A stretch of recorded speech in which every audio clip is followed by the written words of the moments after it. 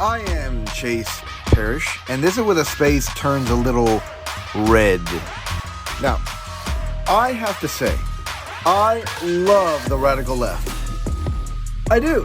They are lovely, Stephen, clearly superior to us in every way. They love Mother Earth, love the ozone layer, love socialism, love gentrification, love diversity, and love LGBTQ. And so do I.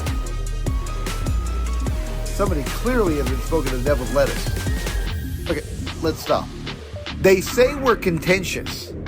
We didn't start this fight. You did, by engaging a psychological terrorist operation upon my constitution, our communities, our marriages, and our children. God-fearing Americans, you guys need to start becoming a little bit upset. A long time ago, we made this deal with the devil that secular humanists could run rampant in the streets while we would remain safe and secure in our comfy little chapels, conducting Asbury revivals all day. Yet the devil never keeps his side of the deal. As he chained up our cathedrals, tossing flaming torches atop the roofs, and set them on fire with the church inside.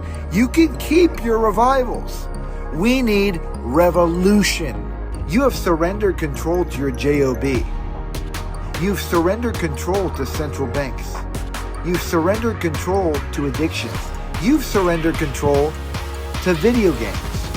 You've surrendered control to your woman. Now you walk on eggshells. You won't tell the truth. You go along to get along. You are not of use to anybody right now. You are not contributing to your thoughts, perspective, experiences, or wisdom for fear of being canceled. You are being, simply put, selfish. So pull back. Retrieve your power if ever again you want to be that man of aim, purpose, movement, fulfillment, meaning, and depth.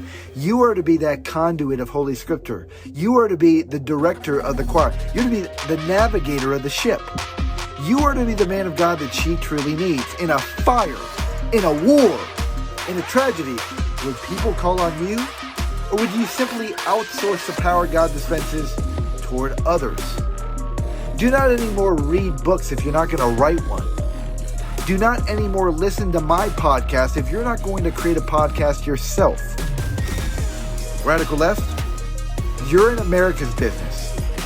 We're about to get into your business. When you tell us to hold our tongues, sit here and take it before we make a comment on your ideas of race or climate change or pedophilia as an orientation, not only is that a bad tactic, it's pandering.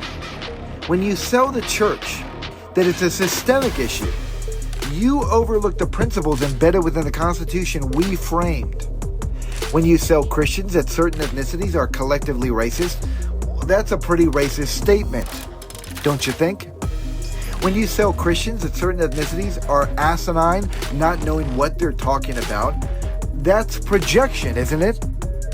When you sell Christians that they are missing the point, we now see that we have become a threat to your point of usurping political power and economic privileges.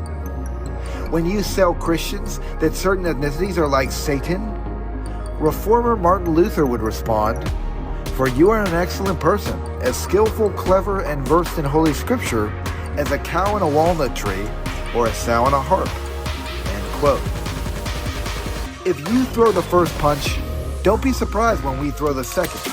And we will execute the close. We are not a bunch of doormats for you to trample upon. We know fake when we see it. We will fight back. And you want a storm? I am the storm. We collectively are the storm.